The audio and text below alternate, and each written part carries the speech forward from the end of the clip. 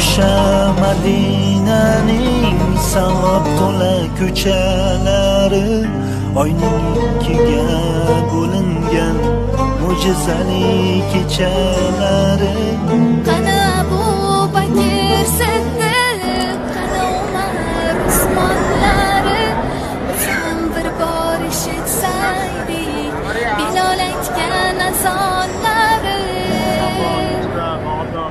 Qani o'sha chin muhabbat, ilohiy ishq egalari, Aliyimning sevgilari, Fotimamni ko'mganlari. Qani o'sha rashkiga